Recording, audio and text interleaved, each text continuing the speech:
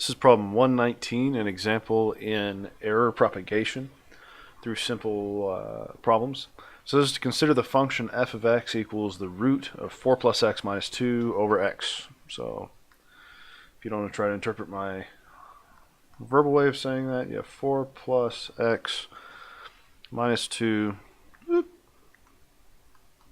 over x. Okay, it says first, use a decimal format calculator with 6 significant digits to solve this function at x equals 0.001. So this turns into a conundrum a little bit. So you have 4.001 minus 2 divided by 0.001. So the problem arises in the fact that 4.001 is going to be extraordinarily close to 2, the square root of 4.001, leaving a very small remainder that is then again very close to 0.001, leading to a result that is problematic.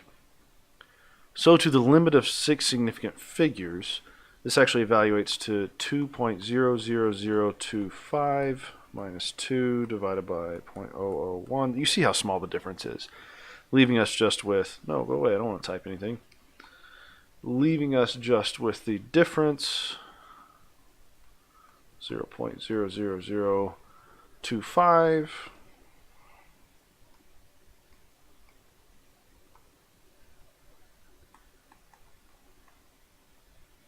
and the answer of 0.25, almost, well, very much exactly. So that is the approximate solution held to 6 significant figures at every step of calculation. Next, the question asks you to use MATLAB, turning on format long. So this is having you use a 64-bit representation for all numbers to find more or less what the true value of this function would be. This is basically just brute forcing it through using lots of numeric precision. And that solution comes out to actually be an actual value. This one was at 6 significant figures at long precision. This ends up being, which we can treat as truth, 0.249984376953005. Make sure I didn't miss any decimal points. 249. Well, that can't write very well. 249984376953005. Okay, got it. So the problem is, how could you improve your calculation going through that formula without resulting in the same error?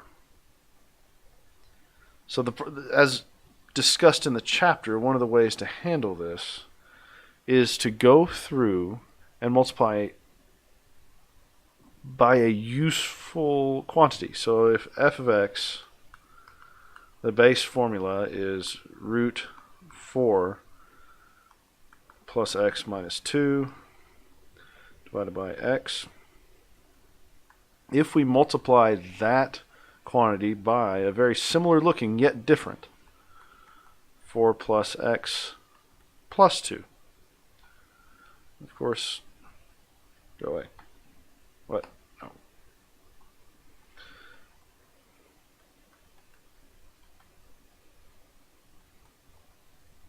Plus 2 on both numerator and denominator. So really all we're doing is multiplying that original formula by 1.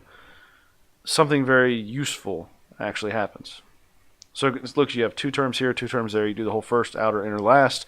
FOIL mechanism to distribute those properly. So the first terms become a 4 plus x because the radical disappears. Just handling the numerator for the moment.